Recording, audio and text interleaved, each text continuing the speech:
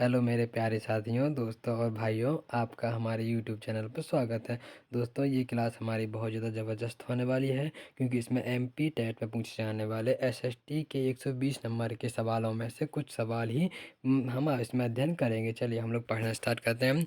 हमारा पहला सवाल है कि पांडुलिपि किन भाषाओं में लिखे गए हैं। जो पांडुलिपि लिखे गए हैं वो किन भाषाओं में लिखे गए हैं। तो पहला हमारा ऑप्शन है उर्दू और फारसी में, दूसरा ऑप्शन है हिंदी और खड़ी बोली में, तीसरा ऑप्शन है संस्कृत और प्राकृति में, चौथा ऑप्शन है मालवी और खरोष्टी में। तो आपको अगर इसका आंसर पता हो तो आप ऑप्शन में आंसर दे दीजिए कमेंट में। नहीं है पता तो मैं बताता हूँ। पांडुलिपि को संस्कृत और प्राकृतिक भाषा में लिखे गए हैं। अधिकांश जो पांडुलिपि हैं वो संस्कृत और प्राकृतिक भाषा में ही लिखे गए हैं। चलिए दोस्तों, अब हमारा दूसरा क्वेश्चन हम लोग पढ़ते हैं। हमारा दूसरा क्वेश्चन है अभिलेख लिखे जाते हैं। अब जो अभिलेख हैं उसको लिखा जाता है, आप किन पर लिखा जाता है। एक प्रकार की लकड़ी पर लिखा जाता है, या कठोर पत्थर और धातु पर लिखा जाता है अभिलेख को, या तो किसी कपड़े पर लिखा जाता है या कागज़ पर। तो आपको कमेंट में बताना है कि जो अभिलेख हैं वो किस पर लिखे जाते थे।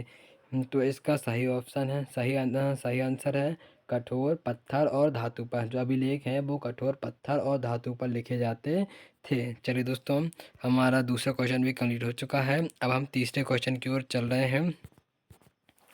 हमारा तीसरा क्वेश्चन करने से पहले हम लोग अभिलेख के बारे में कुछ पढ़ लेते हैं। चलिए देखते हैं। आपको ये जो दिख रहा है ये क्या है, एक प्रकार का अभिलेख है। यहाँ पे ये बना हुआ है, ये पत्थर पे बनाया हुआ एक प्रकार का अभिलेख है। अब ये जो अभिलेख है ये लगभग 2250 वर्ष पुराना है। ये कितने 2250 वर्ष पुराना है। और ये जो अभिलेख है ये वर्तमान में अफगानिस्तान के कंधार से प्राप्त हुआ है। अब ये जो अभिलेख है इस अभिलेख का नाम क्या है दोस्तों, अगर आप लोगों को पता हो तो इसको आप कमेंट में बता सकते हैं। दोस्तों, इस अभिलेख का नाम द्विभाषी, ये जो अभिलेख आपको दिख रहा है ये द्विभाषी अभिलेख है। कौन सा है, ये द्विभाषी अभिलेख है। जो आपको दिख रहा है ये द्विभाषी अभिलेख है। और इस अभिलेख का नाम क्या है, द्विभाषी अभिलेख। ये अभिलेख लगभग 2250 वर्ष पुराना है। और ये अभिलेख वर्तमान में अफगानिस्तान के कंधार से प्राप्त हुआ है। इस अभिलेख को अशोक नामक के आदेश पर उत्कीर्ण करवाया गया था। अशोक नामक शासक थे, उनके द्वारा इस अभिलेख को उत्कीर्ण करवाया गया था। ठीक है ना दोस्तों।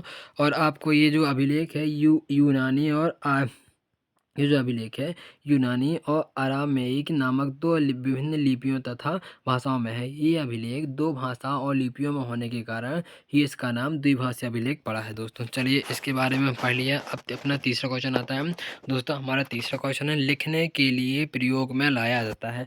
अब हम लिखने के लिए किसका प्रयोग में लाते हैं, भाषा का प्रयोग में लाते हैं, लिपि को प्रयोग में लाते हैं, बोली को प्रयोग में लाते हैं, या द्विभाषा का प्रयोग में लाते हैं। तो लिखने के लिए हम किसका प्रयोग में लाते हैं, लिखने के लिए हम लिपि का प्रयोग करते हैं। लिखने के लिए हम किसका प्रयोग करते हैं, लिखने के लिए हम लिपि का प्रयोग करते हैं। चलिए दोस्तों, हमारा चौथा क्वेश्चन होने वाला है। जब हम कुछ बोलते हैं या पढ़ते हैं तो किसका प्रयोग करते हैं। जब हम कुछ बोलते हैं या पढ़ते हैं तो किसका प्रयोग करते हैं, भाषा का प्रयोग करते हैं, लिपि का प्रयोग करते हैं, बोली का प्रयोग करते हैं, या द्विभाषा का प्रयोग करते हैं। तो यहाँ पर हम कुछ लिखते हैं या पढ़ते हैं तो हम भाषा का प्रयोग करते हैं। चलिए दोस्तों, हमारा ये चौथा क्वेश्चन हो चुका है। अब हम पाँचवें क्वेश्चन की ओर जा रहे हैं। हमारा पाँचवा क्वेश्चन है अतीत में बनी वस्तुओं अरे हमारा पाँचवा क्वेश्चन है अतीत में बनी वस्तुओं का अध्ययन करने वाले व्यक्ति को कहते हैं। अब जो अतीत में वस्तुएं बनी हुई हैं या पुरातात्विक वस्तुएं उसका अध्ययन करने वालों को हम क्या कहते हैं, या तो वैज्ञानिक, भौगोलिक, पुरातात्विक या खगोलविद। तो अतीत में बनी वस्तुओं का अध्ययन करने वाले व्यक्ति को हम पुरातात्विद कहते हैं।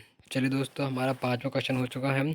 छठवां क्वेश्चन है पांडुलिपि अभिलेख तथा पुरातत्व से प्राप्त जानकारी के लिए इतिहासकार किस शब्द का प्रयोग करते हैं। अब जो पांडुलिपि है, अभिलेख तथा पुरातत्व है, इनसे प्रयोग जो जानकारी है उसके लिए जो इतिहासकारों ने किसी शब्द का प्रयोग किया है उस शब्द का नाम क्या है। तो उस शब्द को या तो स्रोत, साधन, सामग्री या अध्ययन सामग्री।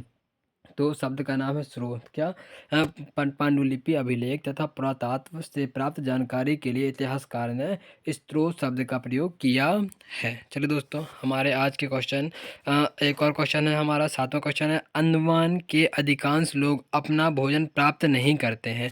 मतलब कि जो अंडमान के जो लोग हैं वो अपना भोजन किसके थ्रू प्राप्त नहीं करते हैं, या मछलियों से प्राप्त नहीं करते हैं, शिकार से प्राप्त नहीं करते हैं, फल फूल संग्रह से प्राप्त नहीं करते हैं, या खेती से प्राप्त नहीं करते हैं। तो अंडमान के जो अधिकांश लोग हैं वो अपना भोजन खेती से प्राप्त नहीं करते हैं, वो मछलियों को पकड़ते भी हैं, शिकार भी करते हैं, फल फूल संग्रह भी करते हैं। चलिए दोस्तों, आज के हमारे क्वेश्चन ख़त्म हो चुके हैं। अब यहाँ पे पुरातात्विदों को खुदाई में अभिलेखों के साथ साथ कुछ पात्र वगैरह, मटके वगैरह, सिक्के भी मिले हैं। देखिए, आपको यहाँ पे एक पॉट दिख रहा होगा, मटका दिख रहा होगा, ये मिला है, ये सिक्के मिले हैं और ये सिक्के मिले। ये जो सिक्के हैं वो पहले के ज़माने के सिक्के हैं, अभी के सिक्के से बहुत ज़्यादा अलग हैं। देखिए, इसके अतिरिक्त अन्य कई वस्तुएं अतीत में बनी और प्रयोग में लाई जाती हैं। ऐसी वस्तुओं का अध्ययन करने वाले व्यक्ति को पुरातात्विद कहलाते हैं। अपन लोग पहले पढ़ चुके हैं। पुरातात्विद पत्थर और ईंट से बनी इमारतों के अवशेष, चित्रों तथा मूर्तियों का अध्ययन करते थे। अब जो पुरातात्विद थे वो किस किस का अध्ययन करते थे? ईंट से बनी इमारतों का करते थे, इमारतों के अवशेष हैं, मतलब कुछ भी चीज़ जो पुराने ज़माने में मिली, पुराने ज़माने की मिली, उसको पुरातात्विद अध्ययन करते थे। औजारों, हथियारों, बर्तनों, आभूषणों तथा सिक्कों की प्राप्ति के लिए छानबीन तथा खुदाई भी करते हैं। इसमें से कुछ वस्तुएं पत्थर, पकी मिट्टी तथा कुछ धातु की बनी हो सकती हैं। ऐसे तत्व कठोर तथा जल्दी नष्ट न होने वाले होते हैं। पुरातात्विद जानवरों, चिड़ियों तथा मछलियों की हड्डियां ढूंढते हैं। इससे उन्हें यह जानने में मदद मिलती है कि अतीत में लोग क्या खाते थे। वनस्पति के अवशेष बहुत मुश्किल से बच पाते थे। यदि अन्न के दाने अथवा लकड़ी के टुकड़े जल जाते हैं तो वे जले हुए रूप में बचे रहते हैं। चलिए दोस्तों, आज के लिए इतना ही। अब मिलते हैं नेक्स्ट वीडियो में।